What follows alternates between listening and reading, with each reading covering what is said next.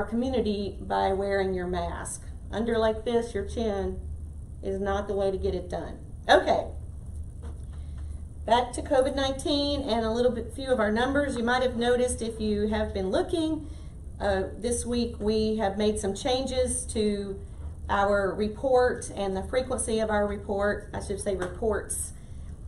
Before today, we were, well, I guess before Friday and before, this changed over the weekend, we had 2 reports that went out each day. One was a dashboard, a COVID dashboard that it contained, you know, data globally in the US and Alabama, and then also had some factoids or information or links to really good articles or quotes from our health officer.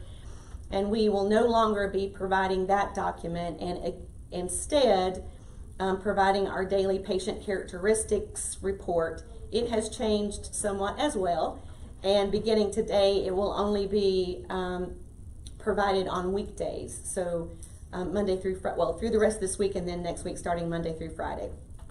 Just to update you, worldwide there have been 5.5 million cases of COVID-19 disease with 350,000 deaths worldwide. And in the United States, there are more than 1.7 million cases of COVID-19 with about 98,000 deaths. These are really staggering numbers, and it just really shocks me when I drive down the road and see people congregating and out in close proximity and not wearing that protective facial covering. The Alabama dashboard at alabamapublichealth.gov beginning this week will be updated once daily in the morning. They're reporting 15,311 cases of COVID-19 in the state of Alabama with 1,659 deaths. That's around 11%, which is very close to the, well, it's exactly the same as the number of, did I say deaths? I think I did say deaths. Let me correct that. Thank you. 1,659 hospitalizations, sorry. That's 11% of the reported cases hospitalized. And for deaths statewide, it's 573.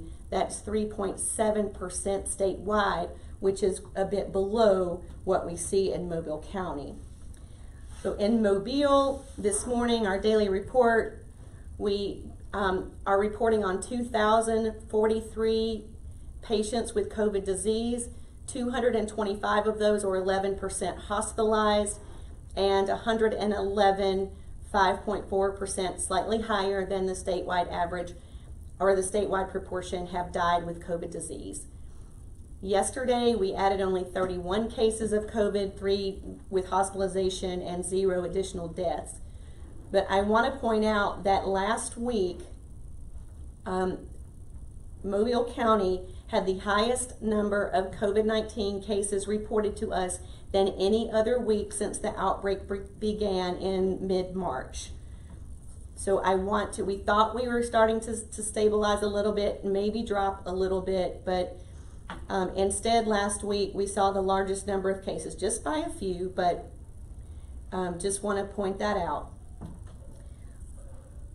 Still, about 15% of our cases are healthcare workers, about 15% residents of long-term care facility, and 8% employees of long-term care facility.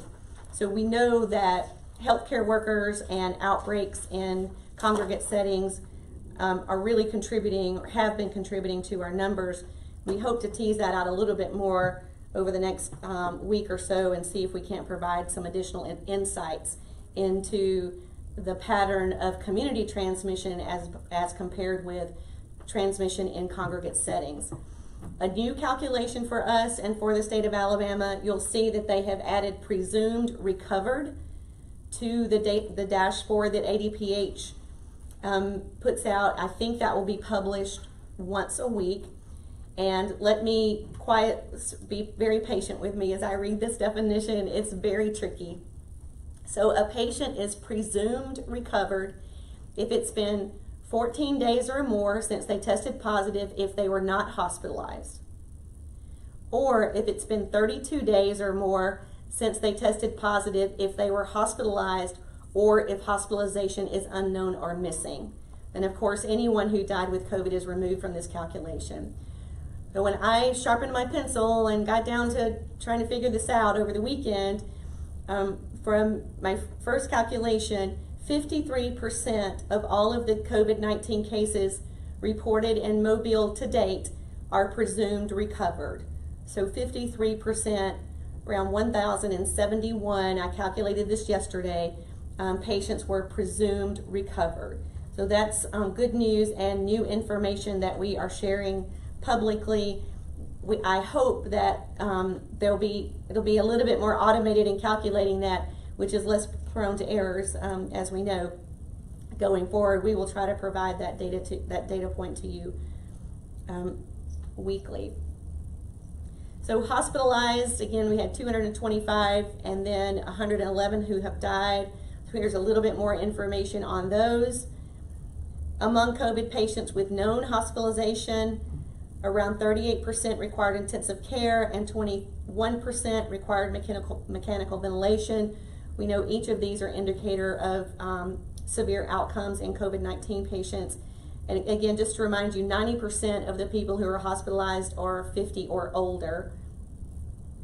95 patients who died were in a hospital and 16 were in long-term care facilities when they died. And just a note that COVID transmission in long-term care facilities accounts for more than half of all deaths in Mobile County residents. So important to acknowledge and sort of try to tease out the effect that these outbreaks are having on our overall trends of diseases and cases. And again, when we look at, we're now plotting the number of cases reported weekly by report date. So you can see that we had almost 300 cases reported last week. And then today is the day, the first day of the week, that we update and publish the new map that is done by our GIS professionals down at the City of Mobile. So they had to add a couple of more categories, so they changed the color. So take a look at that, where you can see more detail about what's going on the eastern side of our county in the City of Mobile with that new help with the maps. So that is what I have to say about that today. So again, keep up your guard. We are nowhere out of this mess yet, and we still don't know if we have reached our peak. Certainly it doesn't look like it. I thought maybe we had, but then perhaps due to some movement restrictions being listed, we saw the number of cases go up. Some information that I want to share to you that has changed. You know, we are always talking about how quickly the guidelines of the U.S. Centers for Disease Control change, and then our need to rapidly try to change and adapt. So yesterday, or last week rather, they published this rather lengthy, 50-plus page document on case investigation and contact tracing, and it's has recommendations for doing a lot that we are not capable of doing right now. So our agency is trying to digest this and decide where we can flex to do even more with case investigation and contact tracing using the staff that we have currently available to us. So you may see some changes coming on that. For example, previously CDC was recommending quarantine for all contacts of laboratory positive COVID patients, and that is still a recommendation, quarantine and symptom monitoring. But now CDC is saying that we should be calling these folks every day and that we should be testing all of the contacts with PCR tests, and that's an enormous effort for any health department, and it's really gauged at trying to conduct case findings so that we can identify a case and quickly identify all of their contacts to try to slow the secondary and tertiary and quaternary spread or transmission of the virus. We know from our contact tracing that's being done by some of our inspection team that about 25% of the contacts, when we reach them after having been identified as a contact, about 25% of them are already PCR positive. So it is real, folks. If you're exposed to a laboratory confirmed COVID case and you were within their proximity for 15 minutes or more within 6 feet, you were exposed to COVID and have a large, a big risk of getting infected. Particularly, we are worried about those who are in that exposure category who are vulnerable to severe complications, so people that are 50 and older or anyone who has an underlying medical condition.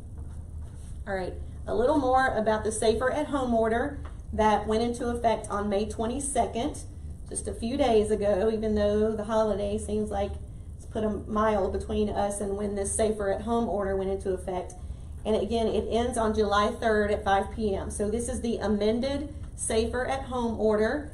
And I'm just going to quickly go through some of the new updates that went into effect or that were in the amended order that came out on the 22nd. So entertainment venues such as arcades, theaters, and bowling alleys are open, subject to social distancing and sanitation rules and guidelines. I'm going to start calling that social and sanitation rules. Athletic activities, so practice is allowed beginning May 23rd. Competition is allowed on June 15th. All subject to social and sanitation.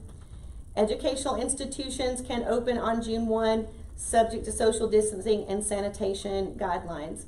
Child care facilities are open, subject to social distancing and sanitation rules. Summer camps open, subject to social distancing and sanitation rules and guidelines.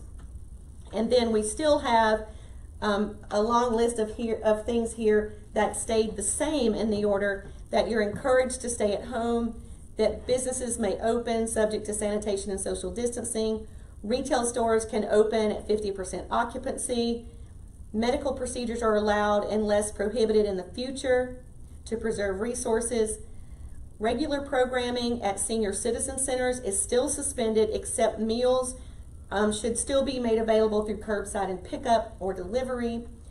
Hospitals and nursing homes still must implement restrictions to visitation. All non-work gatherings required to maintain 6 foot of distance. Restaurant, bars, and breweries may open with limited seating, 6 feet between tables and subject to sanitation guidelines. Athletic facilities may open subject to social distancing and sanitation guidelines.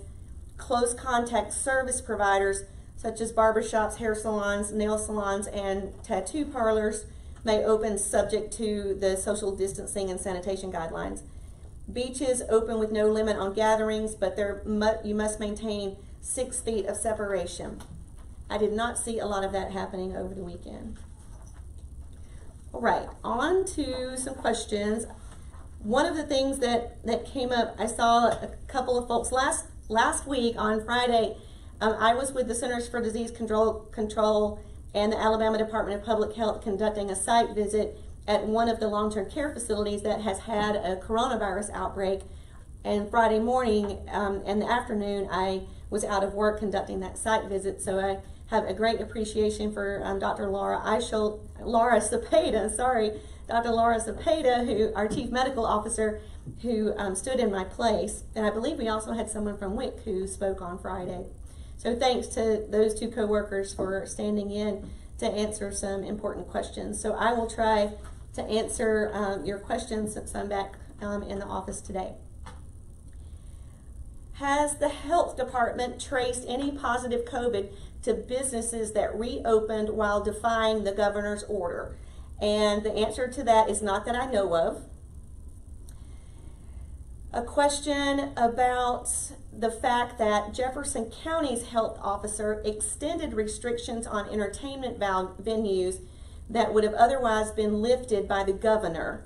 And the question was, MCHD has the same, the health officer, Dr. Bert Eichel at the health department, has the same authority to, take more aggressive action than the state health officer. And this person of the media was wondering if we were going to follow suit like Jefferson County and extending restrictions on entertainment venues. And the quote from Dr. Eichel is, "We will watch data and discuss with the unified command." As you know, it's the health officer, the governor, the mayors, and the county commissioners that are making those decisions together. Here's a question about the number of cases on the rise over the weekend, a one-day rise of 639 cases statewide. The positive return on test is holding steady. Is this an indication that policies and guidance at the safer at home order is effective because the prevalence of the virus doesn't seem to be rising? So that's what we had hoped before the end of last week, that maybe the somewhat leveling and perhaps slightly downward trend of positive cases may have been a good sign that the safe at home order was being affected. But I think in the last days of the stay at home order, and then more movement under the safer at home order, I fear that we are going to see transmission rise again. So stay tuned for that. Is there any data that suggests a deceased individual can pass on the virus? The answer to this is no. A person who may have attended a visitation at a funeral home that since tested positive could have been exposed before the funeral and may have been exposed at the funeral. There may have been family members who were exposed prior to their family member's death that could have been infectious, and if they were not adhering to those 6 feet guidelines, it's very likely that person-to-person transmission may have occurred at that gathering. We've really cautioned, particularly religious events, churches, funeral homes, funerals, choir practices, those sorts of things. We know in these closed settings where there are people who are not respecting that 6 foot distance, we know when there is someone who's in the room who is transmitting virus, they can infect a large number of people. So that person would not have gotten infection from the decedent, but more likely a person at that social gather or religious gathering, or maybe in the community. Why has MCHD stopped reporting the actual numbers associated with facilities? So this is a situation where nothing I do pleases everyone. So we had some people sort of saying, there are too many numbers in the report, please feed it to us in a way that we can understand it a little bit more easily. And now we have a couple of people saying, recognizing that today I took the number out of the report and just put in the percentage. So if you'd like to know the number, you can get an approximate number by multiplying the total number of cases by the percentage. But I will consider as we go forward that there are people on both sides of the coin that want to see the actual number and then like to see things in a sound bite or an infographic that can be understood more easily and quickly rather than having to read the detailed report.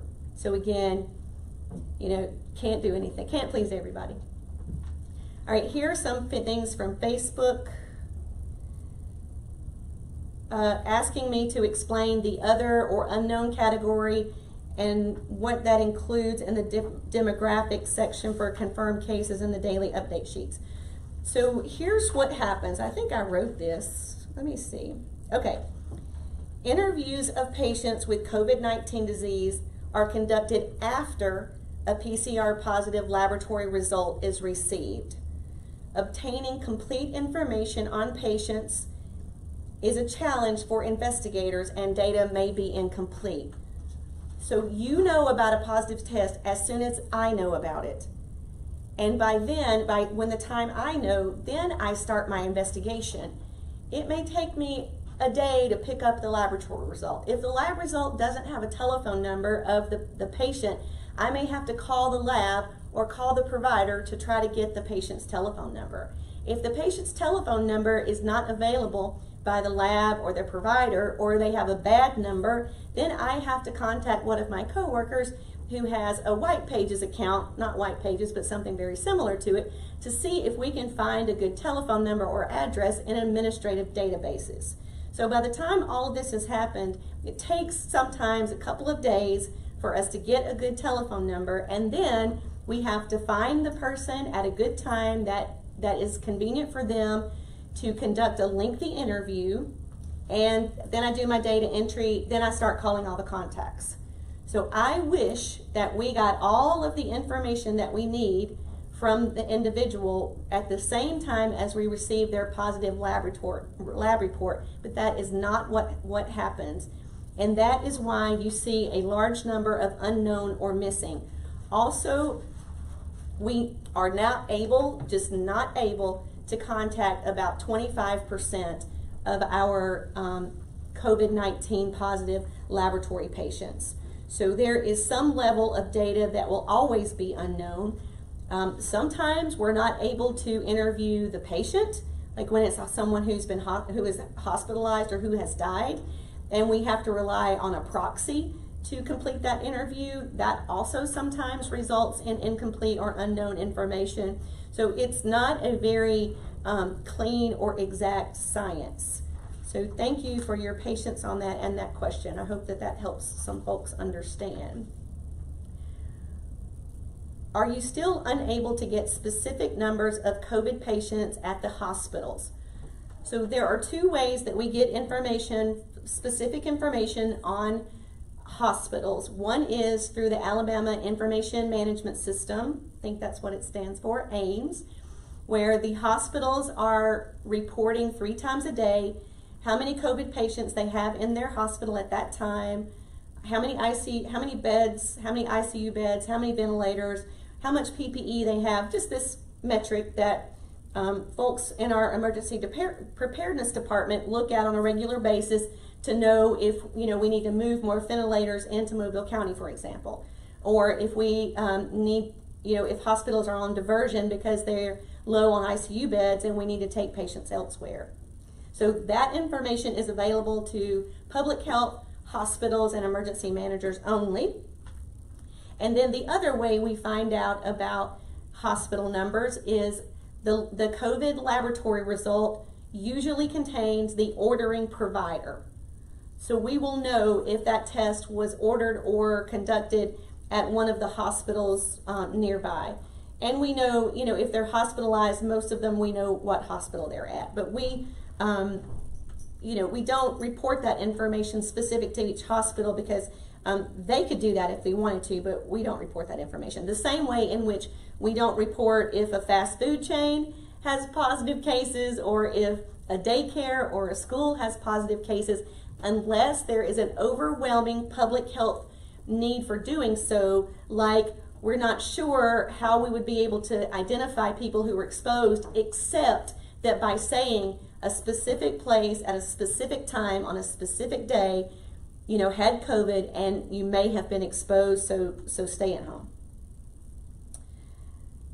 Who do I contact about the establishment not following a safer at home rule? You can contact the Attorney General's office in Montgomery, or you can contact local law enforcement. Those safer at home are emergency rules, and law enforcement can issue a misdemeanor and a fine for that establishment. Oh yeah, here, Mark wrote it for me. Call 911 as local law enforcement has been tasked with backing the governor's health order. All right. Here is someone asked, say we just have a couple minutes left. Let's see, this goes on for a little time. Let me jump down to this question and I may go back. Someone has been asking me, and I've answered this several times, about Mardi Gras organizations who are continuing to have meetings, planning meetings for their Mardi Gras activities, and what does the state's health order say about that? And the state's health order is very clear. I understand that people don't want to read it because they don't want to close or cancel their event. So they write to me and say, hey, can you answer this question? But it's right here, right? Gatherings that do not allow for 6-foot physical distance from people outside your immediate household are prohibited from doing so. No gatherings are permitted under the amended Safer at Home order that do not allow for 6 foot of physical distance between members of different households. And someone that you've grown up with for 50 years in your secret society is not a member of your household. It is your wife, intimate partner, child, or adult parent is in your household. So no, Mardi Gras meetings or any meetings that cannot facilitate 6-foot physical distance are prohibited under the amended Safer at Home order and are punishable by a misdemeanor offense if enforced by law enforcement. And actually, some of these mystic societies, I know they have a lot of really young, healthy people who, if they got exposed to coronavirus, they would survive the illness just fine. But you also have a lot of members who are over 50 or who have underlying medical conditions. So do not risk having an outbreak in your mass gathering because you could not facilitate the 6 feet of physical distance and potentially take out or create severe complications, hospitalization, and maybe even deaths in your orders. So with that, I'm going to don my mask and we will talk to you Thursday at 2:30 because again, most Wednesdays, the Unified Command holds a press conference with the mayor of Mobile, the county commissioner, and our Mobile County Health Officer, Dr. Bert Eichel. So thank you, and we'll talk to you on Thursday.